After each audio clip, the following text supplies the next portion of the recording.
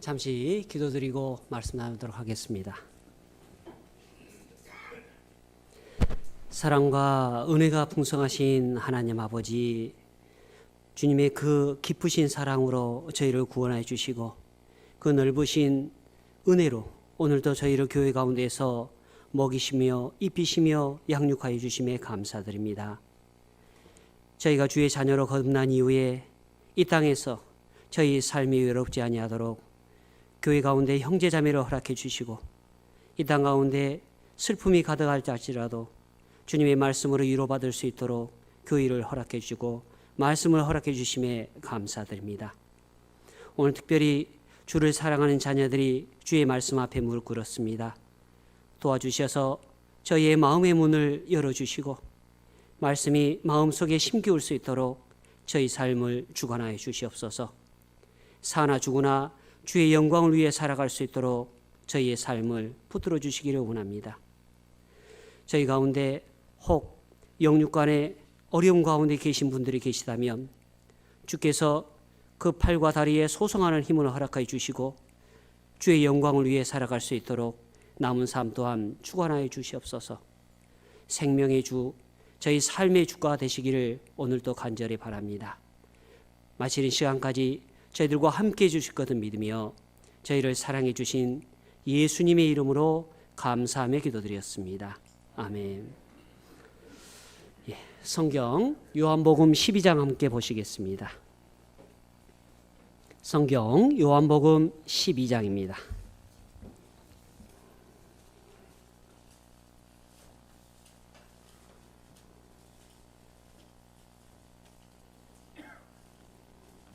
요한복음 12장 42절로 43절입니다.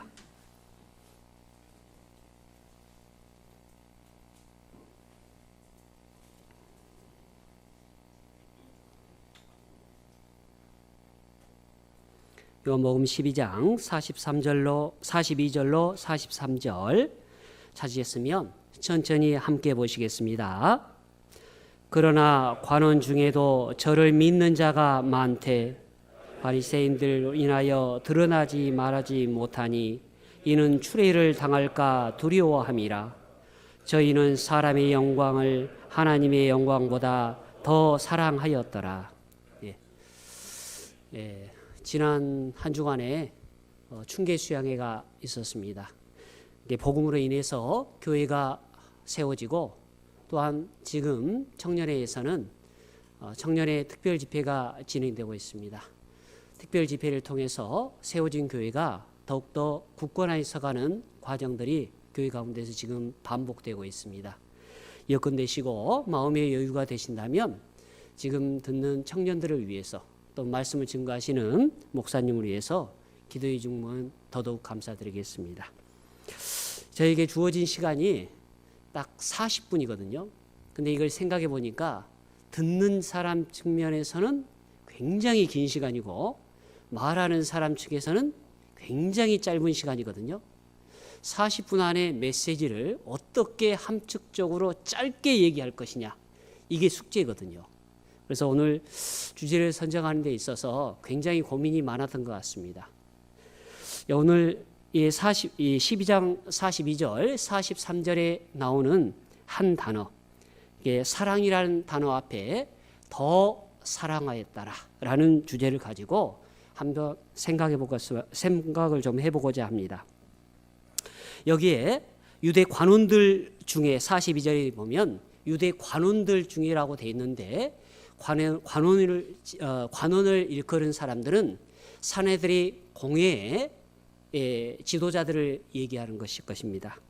그들은 세상의 영광에 사로잡혀서 예수를 메시아로 인정하면서도 사람들 앞에서 그걸 공공연하게 인정할 수 없는 위치에 있었습니다.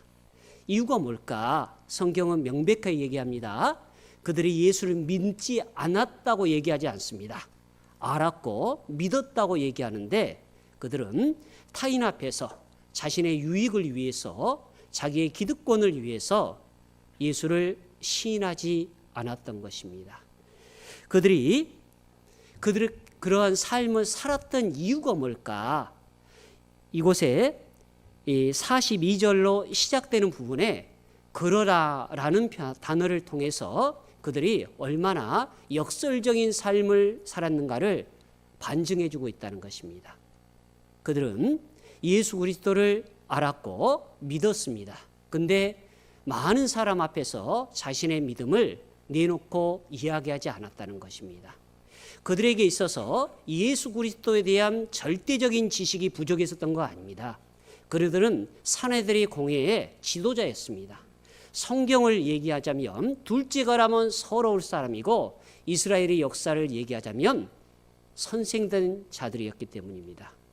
그들이 예수를 공공하게 이야기하지 못했던 것이 성경에 대한, 아니 그리스도에 대한 절대적인 지식이 부족이 아니고 즉 도덕적 해이였던 것입니다.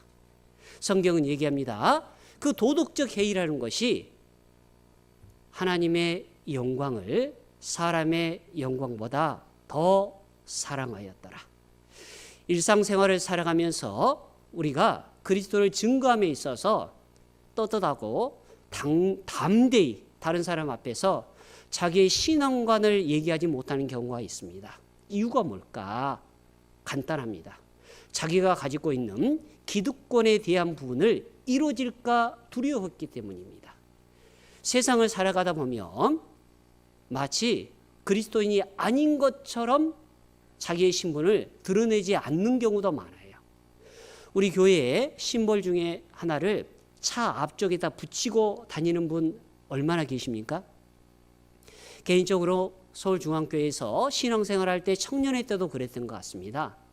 그거 하나 받아서 차의 앞에, 아니 하나가 아닌 두세 개를 붙이는 분도 계셨어요. 그리고 길거리에서 그 마크를 보면 일부러 그 자리를 뜨지 않고 그 차의 주인을 기다렸던 개인적인 역사가 있습니다. 그리고 그분이 나타나면 혹 교회 성도님이시냐고, 그리고 나도 동일한 믿음을 가지고 있다고, 여기에는 어쩐 일이시냐고, 그리고 아무런 인간적인 관계가 없음에도 불구하고 그분에게 커피 한 잔을 뽑아줄 마음의 여유가 있었던 것 같아요.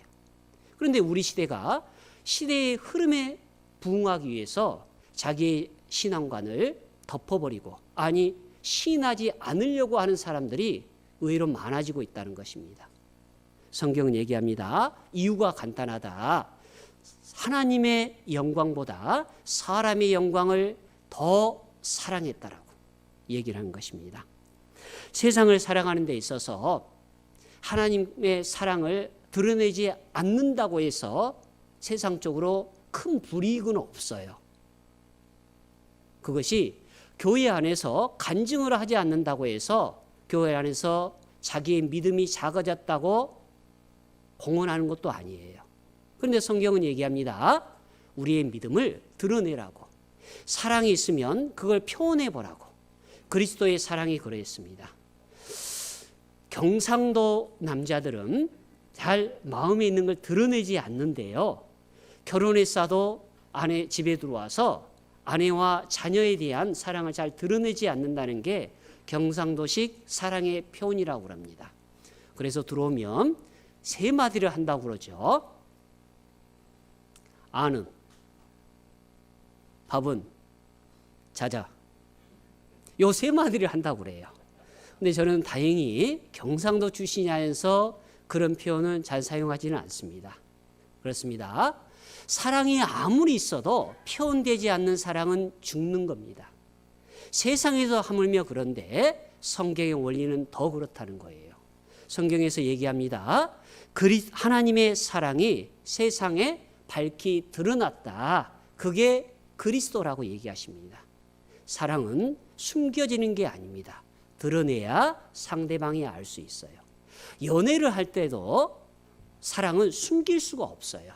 제가 과거에 연애를 하니까 저희 어머님이 그러시더라고요.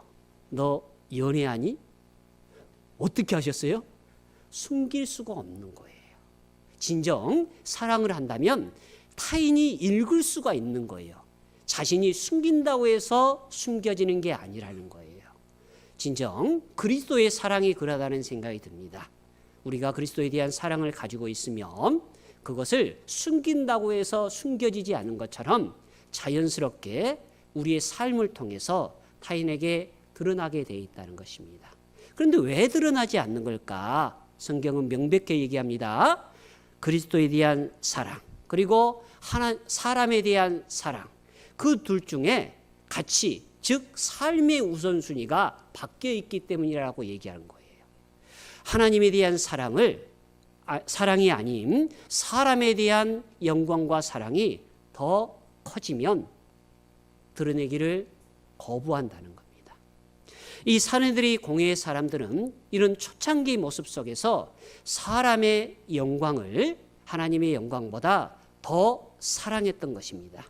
그런데 불행 중 다행히 그들의 삶 속에 점차적으로 변화가 일어나기 시작했습니다.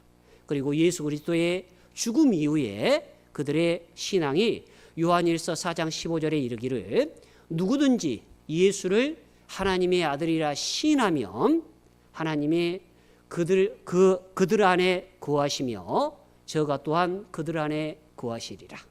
그들의 삶이 변화가 일어나기 시작했습니다. 그것은 그리스도의 죽음과 부활이었습니다.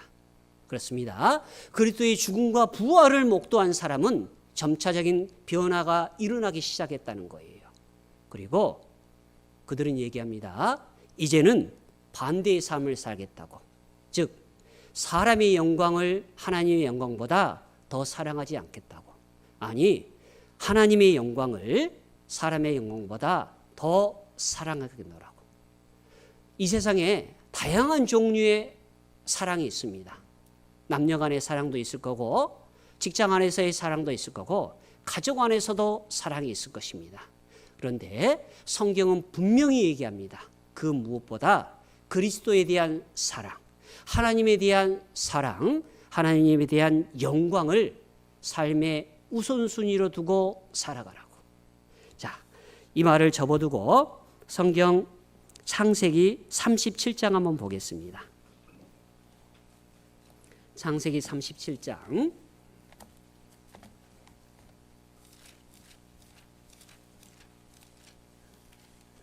3절로 4절입니다.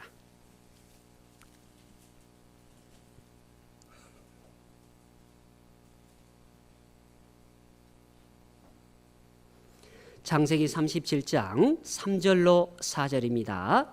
찾으셨으면 천천히 함께 하시겠습니다. 요셉은 노년에 얻은 아들이므로 이스라엘이 여러 아들보다 그를 깊이 사랑하여 위로하여 채색옷을 지었더니 그 형들이 아비가 형제들보다 그를 사랑함을 보고 그를 미워하여 그에게 언사가 불평하였더라. 하나님과 사람과의 사랑이 아닌 인간 사이의 사랑은 한계가 있고 늘 문제를 이야기시킴을 성경은 부인하지 않습니다. 여기에 우리가 잘 아는 것처럼 요셉의 삶에 나와 있고 그의 노년에 얻은 아들 요셉이 노년에 얻은 아들에 대해서 얘기하고 있습니다. 그리고 그의 자녀들, 또 다른 자녀들과 이 노년에 얻은 아들과의 갈등을 얘기하고 있다는 겁니다. 이 야곱은 이 두 아내가 있었습니다. 그리고 그 사랑하는 아내 라헬이 있었습니다. 더더군다나 그 사랑하는 아내 라헬을 통해서 얻었기 때문에 그 노년에 얻은 아들 요셉을 사랑하였을 것입니다. 그런데 이게 사랑의 근거가 될 수 없는 것이 요셉만 얻은 게 아니라 더 노년에 돼서 얻은 베냐민도 있었거든요. 때문에 단순히 노년에 얻었다고 해서 그를 사랑한 건 아니라는 것입니다. 일반적으로 사람은 작고 귀여운 것을 보면 저절로 미소를 짓습니다. 특별히 어린아이의 웃음, 작은 손과 발, 그것은 사람을 웃게 만듭니다. 그 작은 것을 통해서 사람은 행복 호르몬이라고 하는 옥시토신이 발생한다고 그래요. 그리고 사랑의 호르몬인 옥시토신과 행복의 호르몬인 이 도파민이 분출된다고 그래요. 아무래도 이 야곱은 노년에 얻은 아들 요셉을 통해서 아마 더더욱 그런 마음이 가졌을 거라는 생각이 듭니다. 그런데 단순히 노년에 얻었기 때문에 그를 사랑한 건 아니라는 거예요. 왜냐하면 베냐민은 더 늦게 얻은 아들이기 때문입니다. 그래서 이 내용을 좀 더 깊이 있게 좀 알아봤습니다. 그랬더니 이 히브리 원어의 노년에라는 표현 자체가 단순히 육적인 나이만을 얘기하지는 않더라고요. 즉 노인과 같은 지혜를 가진 사람, 이런 표현이 히브리 원어 속에 있더라고요. 그렇습니다. 이 단순히 야곱이 요셉을 사랑했던 이유가 노년에 얻은 아들이기 때문만이 아니라 그는 요셉은 노인과 같은 지혜가 많은 아이였기 때문에 여러 아들보다 그를 더 사랑했다고 요세푸스 기록에 기록되어 있어요. 유대 기록자 요세푸스 책에도 그가 노년, 즉 노인과 같은 지혜를 가진 아이였기 때문에 그 아비가 특별히 그를 사랑하고 채색 옷을 입혔던 것입니다. 요셉은 어린 나이임에도 불구하고 아버지의 장막에 거하면서 아버지의 말에 깊은 공감을 하고 아버지의 역사를 알고 싶어 했을 거예요. 형들은 양치고 가축을 치는 일에 분주했지만 요셉은 그런 일에는 별로 관심이 없었을 것입니다. 그리고 아버지의 삶과 아버지께서 어떻게 하나님과 함께 동행했는지에 대한 역사에 더 많은 초점을 두고 관심을 가졌던 거예요.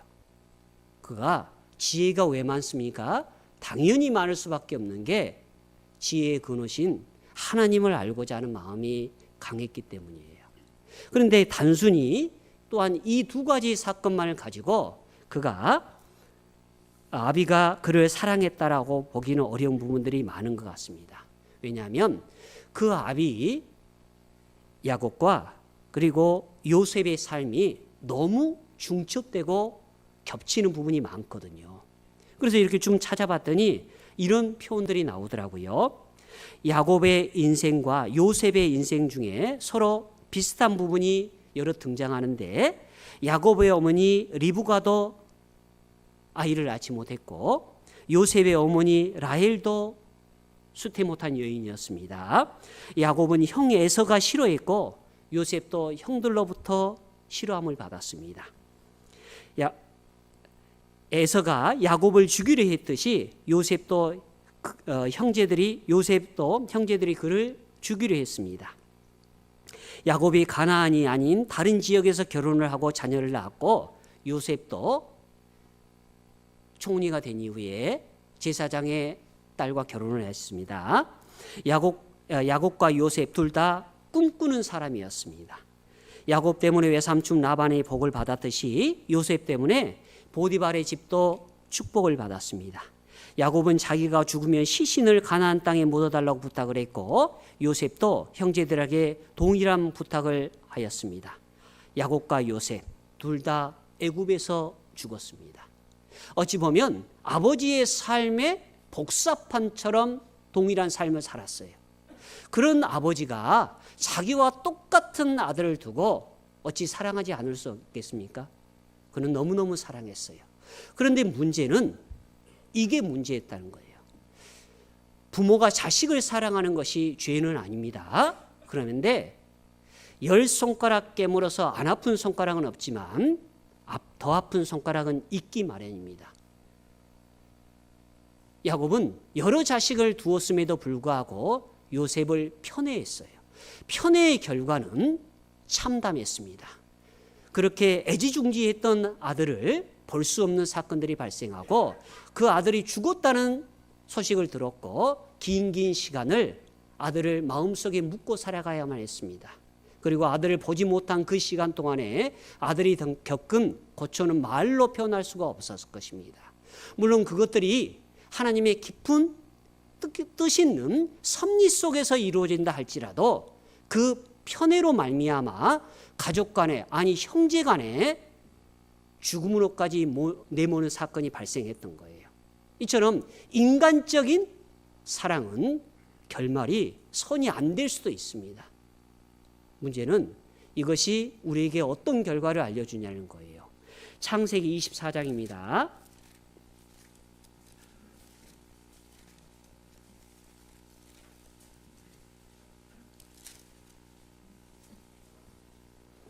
죄송합니다. 25장 27절입니다. 25장 27절입니다. 27절 28절입니다. 자, 함께 보시겠습니다. 그 아이들이 장성함에 에서는 익숙한 사냥인 거로 들사람이 되고 야곱은 종용한 사람인 거로 장막에 거하니 이삭은 에서의 사냥한 고기를 좋아하므로 그를 사랑하고 리브가는 야곱을 사랑하였더라. 여기에 동일한 과정을 겪었던 그의 아버지의 삶이 등장합니다. 이삭 그리고 리브가의 사랑은 마치 한 편의 영화를 본 듯합니다. 기회 되시면 창세기 24장부터 한번 읽어보시기를 권해드립니다. 이삭과 리브가의 결혼, 그리고 만남, 그리고 출산의 과정이 24장부터 기록되어 있는데 마치 한 편의 대서사시를 보는 듯해요. 이미지를 그리라면 얼마든지 그릴 수 있을 정도로 눈에 선하게 그려져 있습니다. 그렇게 죽고 못 산 이삭과 리브가가 결혼을 했습니다. 그리고 20년 동안 아이가 없었어요. 그런데 어느 날 하나님께서 리브가의 태를 열어서 아이를 주셨어요. 알고 보니 쌍둥이였어요. 그리고 태어난 아이들에게 두 아이가 태어났는데 아버지는 형을, 어머니는 동생을 사랑하였다라고 되어 있죠. 근데 문제는 이게 성경에 기록될 정도로 눈에 보이는 사랑을 했다는 겁니다. 형 에서 입장에서도 봤을 때 아버지는 나를 더 사랑해, 어머니는 내 동생을 사랑해 라고 느꼈고, 그 동생도 야곱도 동일한 반응을 보였다는 거예요. 아버지는 나보다 더 형을 사랑해, 엄마는 나를 더 사랑해. 이처럼 눈에 보이는 사랑을 했던 것입니다. 그리고 시간이 흘렀습니다. 결국 우리가 잘 아는 것처럼 팥죽 사건을 통해서 장자권을 넘기게 되죠. 그걸로 끝난 게 아닙니다. 창세기 27장에 읽어보면 27장 28장에 보면 그 아버지가 이제 늙고 죽음에 가까워졌을 때 축복을 해주기를 원했어요. 그리고 아들에게 얘기했습니다. 아들아, 네가 사냥을 해와서 나에게 맛난 음식을 가져오면 너를 더 축복하겠노라. 그리고 에서가 너무 기분이 좋은 나머지 들로 가서 사냥하는 사이에 그 어머니가 그 얘기를 듣고 작은 아들에게 염소를 잡아서 털을 붙이고 음식을 해서 아버지에게 갖다 주고 축복을 맞아 받았어요. 일반적인 가정의 모습은 아니에요. 어머니가 대놓고 편애를 한 거예요. 어렸을 때부터. 그리고 아버지가 에서를 축복한다고 했을 때 보통의 어머니면 그 얘기를 듣고 어떠한 반응을 보이겠습니까?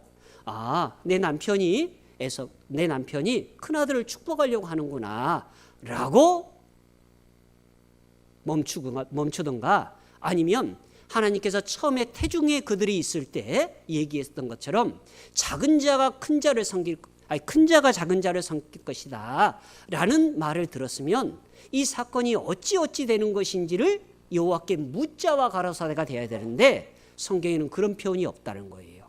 인위적으로 자기의 편의 방식으로 작은 아이들에게 더 큰 사랑을 주기를 원했던 거예요. 결국 일이 터지고 말았어요. 작은 아들이 사랑, 축복권마저 빼앗아 갔죠. 그러니까 에서가 어떠한 반응을 보였습니까? 보시겠습니다. 27장 41절. 21장 41절. 그 아비가 야곱에게 축복한 그 축복을 인하여 에서가 야곱을 미워하여 심중에 이르기를 아버지가 곡할 때가 가까웠은즉 내가 내 아우 야곱을 죽이리라 하였더니.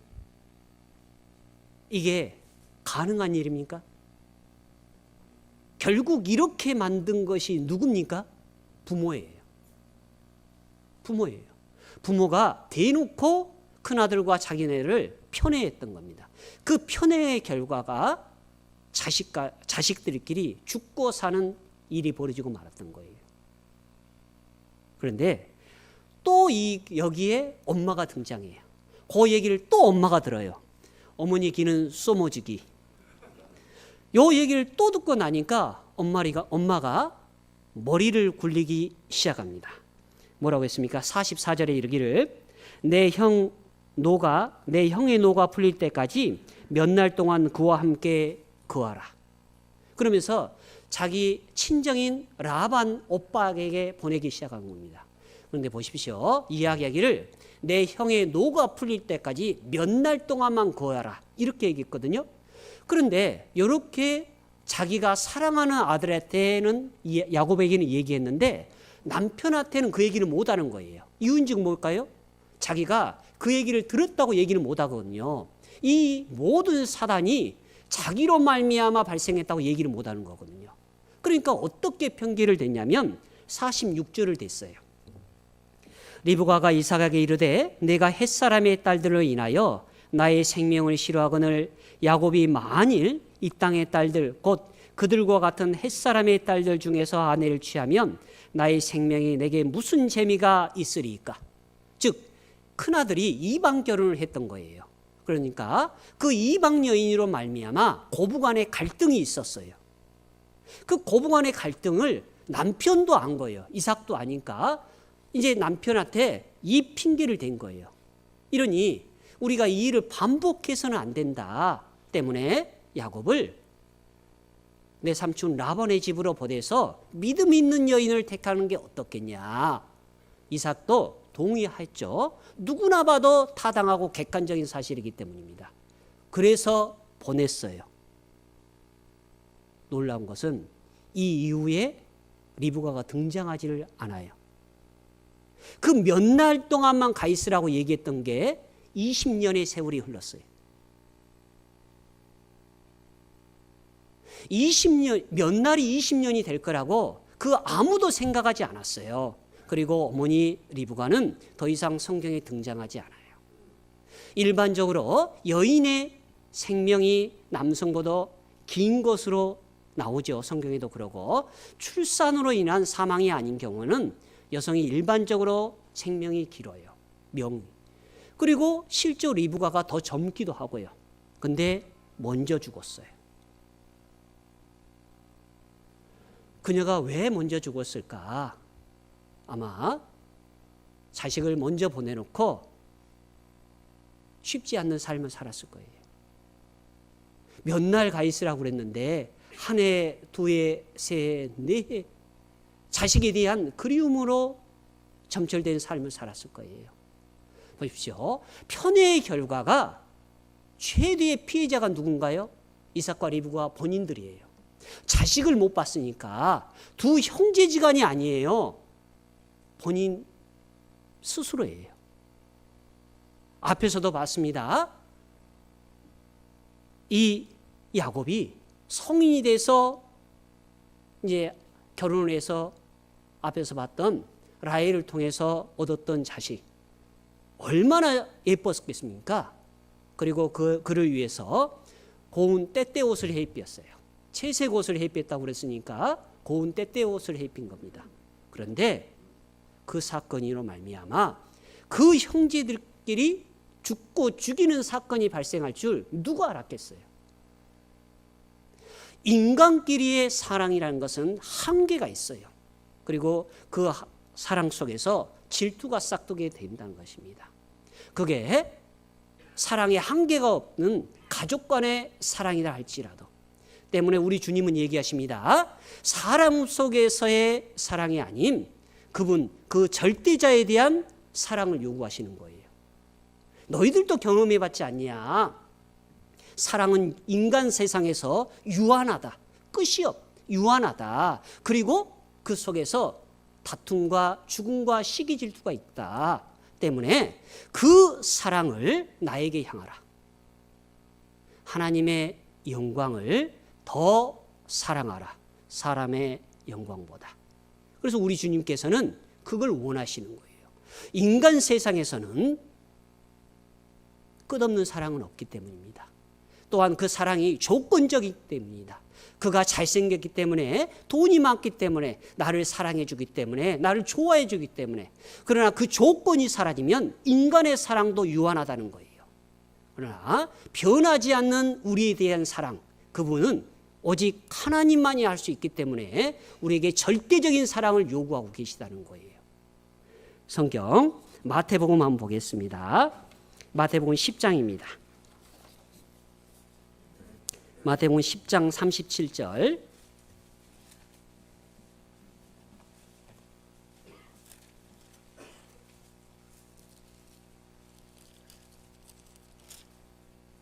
(37절) (38절)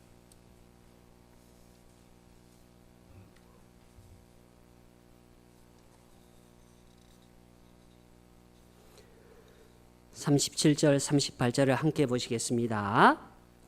아비나 어미를 나보다 더 사랑하는 자는 내게 합당치 아니하고 아들이나 딸을 나보다 더 사랑하는 자도 내게 합당치 아니하고 또 자기 십자가를 지고 나를 쫓지 않는 자도 내게 합당치 아니하며 아들이야 딸을 나보다 더 사랑하는 자도 합당치 않고 제자의 길, 제자의 도를 얘기하시면서 사랑을 조건으로 내세우고 있다는 거예요. 주님께서 인간의 사랑, 즉 가족 간의 사랑을 부인하는 게 아니에요. 그러나 주님의 제자가 되겠다고 한 사람에게 있어서 그 가족 간의 사랑을 초월한 절대적인 사랑을 요구하고 계시다는 거예요. 주님께서는 우리가 남는 주님을 사랑하는 것이 우리 사람 측면에서 차선책이나 여분의 사랑을 요구하는 게 아니라 최선이고 우선시 되는 사랑을 요구하고 계시다는 것입니다. 세상에서는 이게 불가능할까? 근데 가능해요. 우리가 잘 아는 것처럼 다윗과 압살롬의 사랑을 성경은 얘기하죠. 어찌 보면 남자끼리의 사랑을 성경에서 기록했다? 그건 아니죠. 남자끼리의 사랑이 아닙니다. 인간의 한계를 뛰어넘는 압살롬과 다윗의 사랑이에요. 압살롬의 입장에서 그게 쉬운 일이 결코 아니었을 거예요. 만약에 다윗이 없다면 차기 왕권은 자기가 되는 거거든요. 그럼에도 불구하고 압살롬은 다윗을 인정했고 심지어는 그를 자기 목숨처럼 사랑하였더라라고 기록하고 있어요. 아니, 자기의 생명 그 이상처럼 그를 사랑했던 거예요. 아브라함은 이삭을 기꺼이 들을 수 있었죠. 불가능한 게 아니라는 거예요. 주님께서는 우리에게 더 사랑을 요구하시는 거예요. 주님의 제자가 되기를 원하십니까? 주님의 길을 따르기를 원하십니까? 더 사랑을 요구하신 거예요. 그저 그런 있는 사랑이 아니에요. 더 사랑이라는 삶의 우선순위와 가치를 결정할 것을 요구하고 계시는 거예요. 그런데 누가 이러한 삶을 살아갈 수 있을까요? 주님께서 왜 우리에게 더 사랑을 요구하시는 걸까? 성경 누가복음 7장입니다.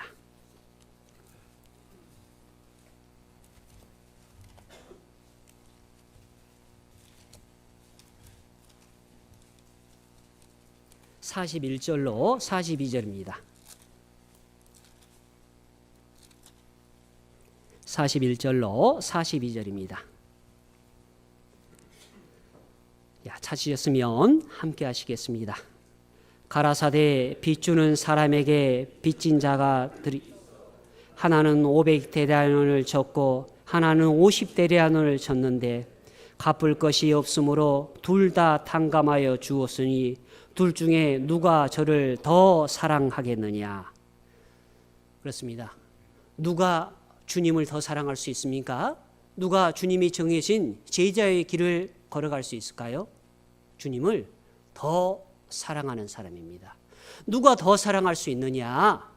더 많은 빚을 탕감받은 사람입니다. 우리 가운데 타인과 비교해도, 아니 자기 스스로 비춰봐도 죄인이었음을 고백하는 사람이 많습니다. 그 중에 자기의 죄가 깊은 만큼 그의 은혜가 차고 넘침을 경험한 사람들이 이 자리에 있는 거예요. 탕감에 비례해서 주님을 더 사랑할 수 있는 거예요. 죄가 크면 그 은혜도 크기 때문입니다. 우리가 주님을 더 사랑할 수 있는 이유가 뭡니까? 타인도 사랑합니다. 안 하는 게 아니에요. 세상 사람도 주를 사랑할 수 있다는 거예요. 그럼에도 불구하고 우리가 더 사랑하는 것은 무엇입니까? 더 많은 은혜를 입었기 때문이에요. 더 큰 죄와 넓은 죄와 깊은 죄로 말미암아 우리가 주를 사랑한다고 고백한다면 오늘이 지나기 전에 주 앞에 우리의 사랑을 한번 고백해보면 어떨까요? 내가 주를 더 사랑하나이다. 그런데 이러한 더 큰 사랑을 받은 사람, 성경에는 여러 있죠. 구약 성경뿐만 아니라 신약 성경에도 있습니다. 대표적인 사람이 사도 바울일 것입니다. 또한 그 대표적인 사람이 주를 열심히 쫓았지만 주를 부인했던 한 사람, 베드로일 것입니다. 베드로의 고백 속에서 정말 그가 주님을 더 사랑했는지를 돌아보겠습니다. 요한복음 21장입니다.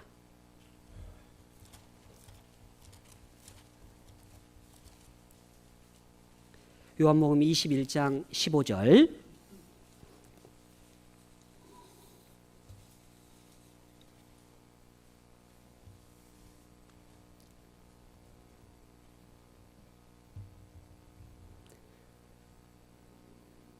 자, 15절 말씀을 함께 보겠습니다.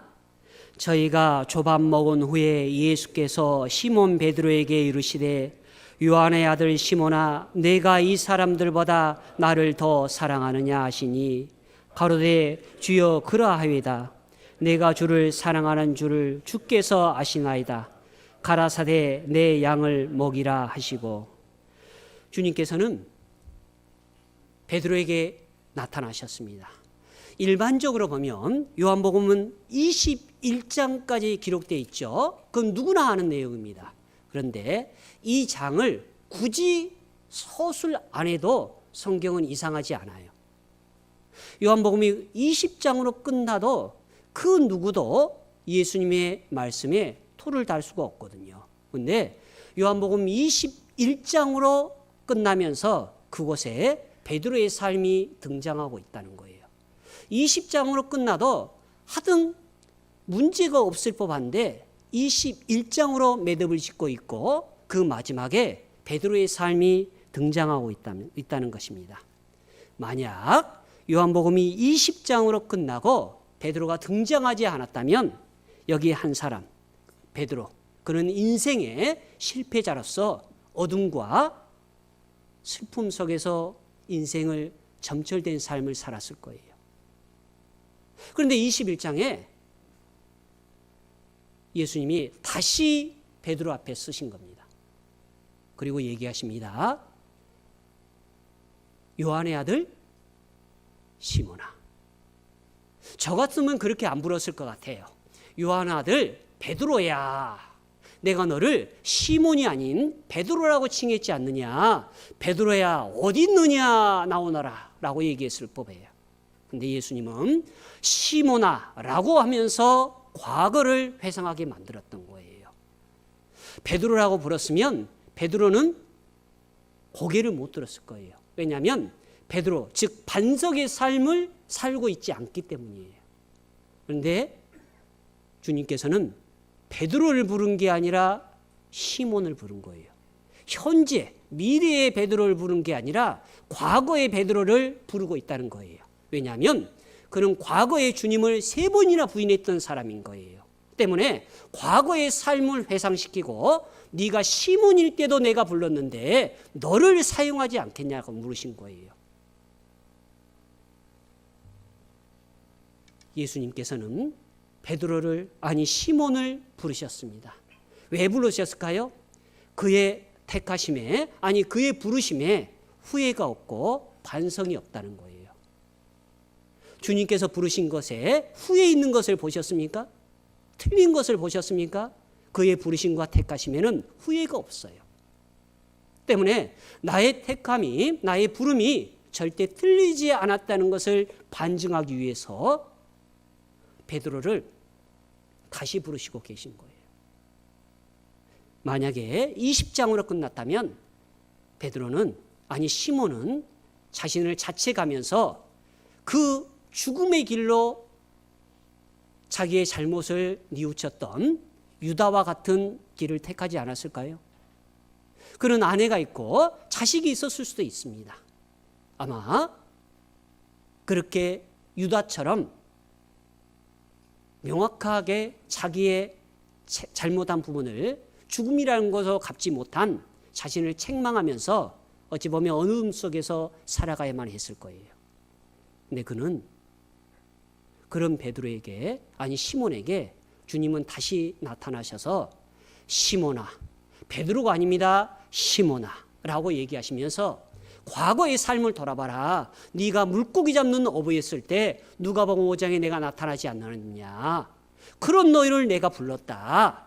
그러면 너의 연약함을 내가 알지 못하고 불렀겠느냐? 그런데 너는 왜 그걸 기억하지 못하느냐? 하나님께서는 그가 강해서 사용한 게 아닙니다. 지식과 지혜가 풍족해서 그를 부르는 게 아니에요. 인생의 실패자, 그를 다시 쓰시는 거예요. 예수 그리스도를 대적했던 사도 바울, 사울을 바울로 다시 쓰시는 거고, 예수 그리스도를 부인했던 시몬을 베드로를 다시 불러서 시몬을 사용하고 계시는 거고, 하나님 앞에 살인죄와 간음죄를 지었던 다윗을 다시 불러서 사용하고 계시는 거예요.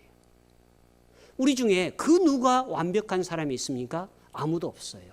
완벽해서 구원받을 수도 없고, 구원받은 이후에 그 누구도 완벽한 삶을 살아가지 않고 있다는 거예요. 그런 그에게 묻습니다. 네가 나를 사랑하느냐? 네가 나를 사랑하느냐? 한 번만 물어봐도 쫄리뽀뽀해요. 쫄았을 거예요. 근데 두 번 물었으니까 왜 또 두 물으세요? 라고 반문할 수도 있을 거예요.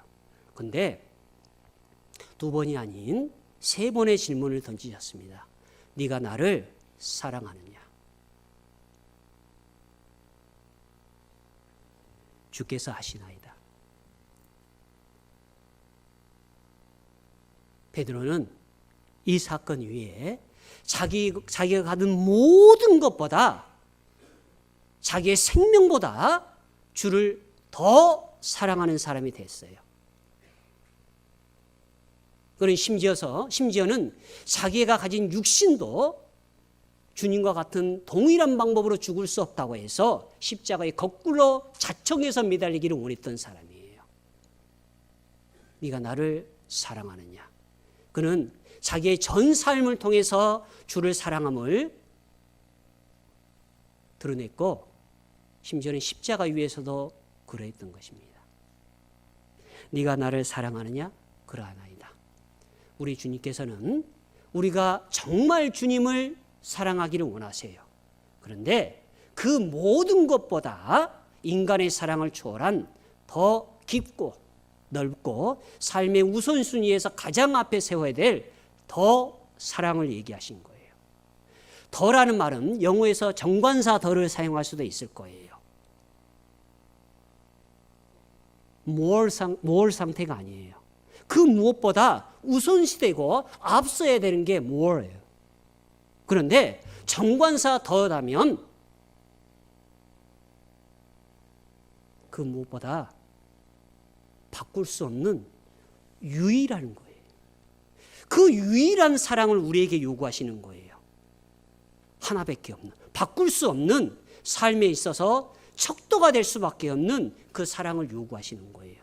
네가 more가 아니야 더, 정관사 더를 요구하신다면 어떻게 행하시겠어요? 우리의 삶 속에서 주님을 사랑하는 사람 많습니다. 주님 더 사랑하는 사람이 많습니다. 그러나 주님은 주님만 사랑을 하기를 원하시고 이제는 심지어 더 사랑을 요구하셔요. 이제 대답하셔야 돼요. 어떻게 하시겠습니까? 내가 주를 더 사랑하나이다 라고 고백할 자신이 있으십니까? 한 번쯤은 인생을 살아가는 길에, 아니 오늘이 지나가기 전에 한번 스스로 자문하고 답해봤으면 좋겠어요. 내가 주를 더 정관사 더가 써서 당신을 사랑하나이다. 그게 세상적인 표현이 아닐지라도 우리 스스로에게 한번 물어봤으면 좋겠습니다. 마지막으로 시편 119편입니다. 시편 119편.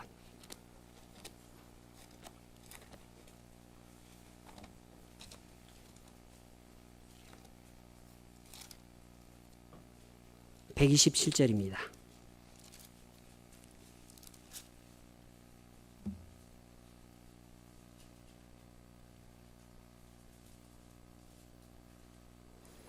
찾으셨으면 함께 하시겠습니다.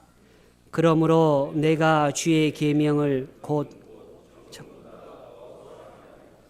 그렇습니다. 주님을 사랑한다는 자체가 추상적일 것입니다. 사랑이란 단어가 추상명사입니다. 그 추상명사를 구체화하는 방법이 무엇일까요? 보이지 않는 형제를 사랑하는 것입니다. 보이지 않는 주님 대신에 보이는 형제자매를 사랑하는 것일 것입니다. 다른 사람에게 주의 복음을 전하는 것일 것입니다. 수많은 방법들이 있을 거예요. 그러나 성경은 또 하나의 방법론을 얘기하는 것이니 주의 말씀을 사랑하는 거예요. 내 마음속에 주를 정말 사랑한다면 말씀을 사모하는 마음뿐만 아니라 그것이 내 삶의 이정표가 된다는 것입니다. 그래야 더 사랑합니다 라고 고백하는 자의 삶을 살 수 있다는 거예요. 오늘 나에게 심겨진 말씀이 무엇입니까? 그리고 그 심겨진 말씀으로 말미암아 주여 내가 주를 더 사랑하나이다. 부사가 아닌 정관사를 사용한 더 사랑을 한번 추구해 보시지 않겠습니까? 주께서는 인간적인 사랑의 한계성을 분명히 지적하시고 변함이 없는 그분에 향한 사랑을 요구하십니다. 가정의 달, 인간적인 사랑도 필요한 시기입니다. 그래서 5월 이제 가정의 달을 두고 가족 간의 사랑도 필요한데 주님에 대한 사랑을 확인해 보는 중요한 시간이 되었으면 좋겠습니다.